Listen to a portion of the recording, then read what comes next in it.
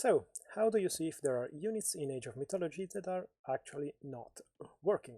So some workers are actually there on the map, but they are not working. Now, there is a way, which is this, to automatically set workers going here and there working, but I'm not a fan, and if you don't want to use it, it will also manage completely the units automatically, the workers. But if you want to know where they are and do it by yourself, you can click on this icon. Here you will go, and if you click again, you will go to all the units that are actually idling. Now in this case they are close, so it's selecting both of them at the same time, but in some situations I will click one time and it goes here, then another time it goes maybe here because there is another unit here, then I click again, it goes here, and it will slowly show me all the units that are actually not working.